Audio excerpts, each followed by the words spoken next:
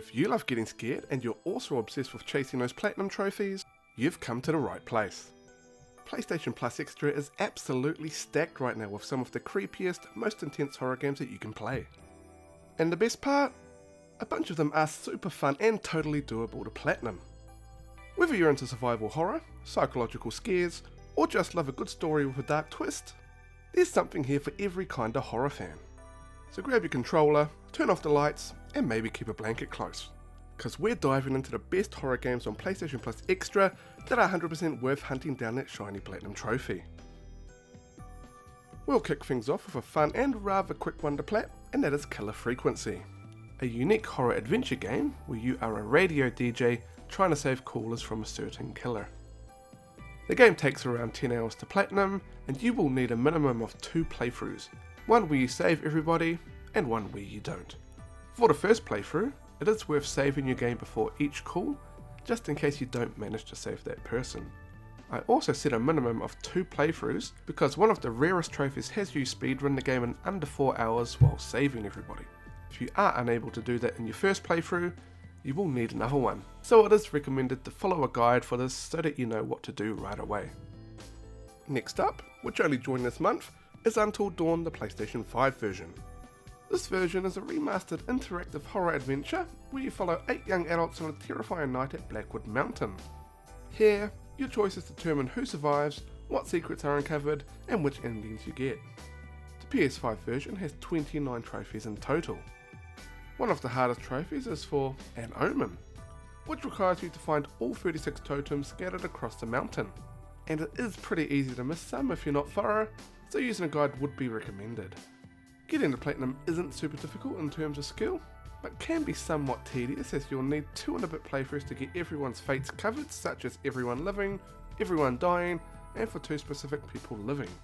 Overall, the platinum is pretty doable for most players, especially if you're okay with replaying parts and using chapter select for cleanup. Following that, another nice little indie game, and that is Dredge. This is a pretty cozy but rather creepy fishing adventure with a dark twist. You play as a lone fisherman exploring eerie waters filled with strange fish, mysterious islands, and unsettling secrets lurking beneath the surface. By day, you'll upgrade your boat and reel in your catch, but when night falls, the fog rolls in and things start to get seriously unsettling. When it comes to trophies, Master Angler, which requires catching every species in the game, can be one of the more time-consuming challenges, while Aberration Attractor, which is for catching all mutated versions of every fish, can be a little luck-based, and there isn't much that you can do here except keep on trying, although using your trophy skill in certain spots definitely wouldn't hurt here. Overall though, Dredge's Platinum isn't too difficult, and most players can platinum it in about 20 hours, and the experience is more relaxing and atmospheric than frustrating.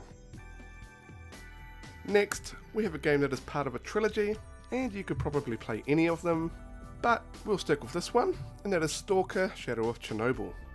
This is the first-person shooter with strong survival horror and role-playing elements, set in an alternate reality inspired by the real-life Chernobyl nuclear disaster, where strange anomalies and mutated creatures roam. There are 45 trophies in total, and about a dozen or so of them are missable, with a lot of them having to do with interacting with NPCs or doing certain objectives for others.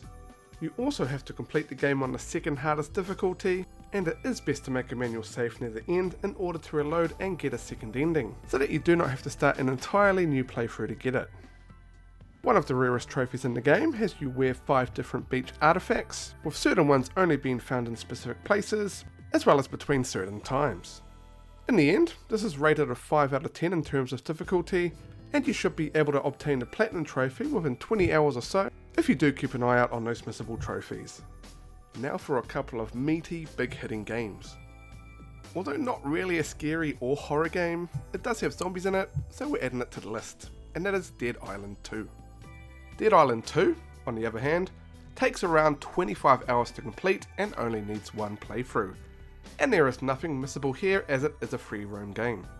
The hardest trophy in the game, Bucket List, complete the first tier of every combat challenge, has you complete all 26 combat challenges that can be accessed through the menu and selecting challenges. Completing all 10 survivor challenges comes in at a close second for the hardest trophy to obtain. Following up that game, we have Silent Hill 2. This is a survival horror game where you play as James Sunderland, a grieving widower drawn to the foggy town of Silent Hill after receiving a mysterious letter from his deceased wife.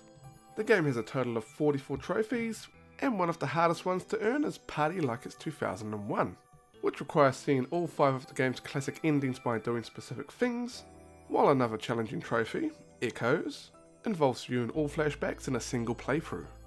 Earning the Platinum Trophy is considered moderately difficult, and it takes about 20 to 30 hours to complete. Requires at least 2 full playthroughs along with utilising a few saves to get the remaining ending trophies.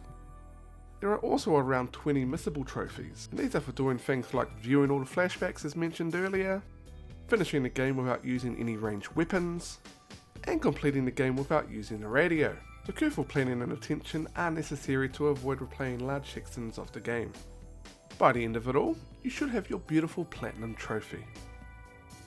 And finally, to complete the list for today, another game with the number 2 in it, that is Alan Wake 2. This is a sequel to the first Alan Wake game, which was an essential game back in July 2023, so if you did pick it up back then, it might be worth playing through that one just before tackling this one.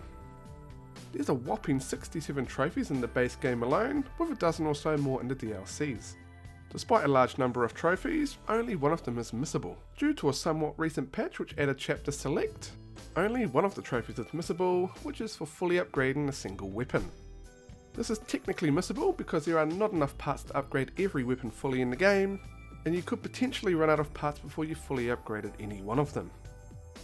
There are a handful of collectible trophies, which are also the rarest in the game, where you have to find things like all the charms, the cult stashes and lunchboxes, nursery rhyme dolls, and as well as completing all the nursery rhyme puzzles. As only one playthrough is needed, and you can play on any difficulty in this game, you should be able to collect that Platinum Trophy in under 25 hours.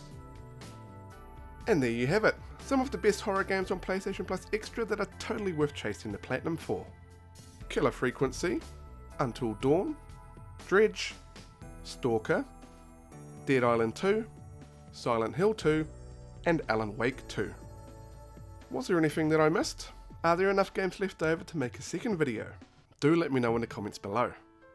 Alternatively, fire up that console of yours, dim the lights, and see which one on this list you can conquer first, if you're brave enough.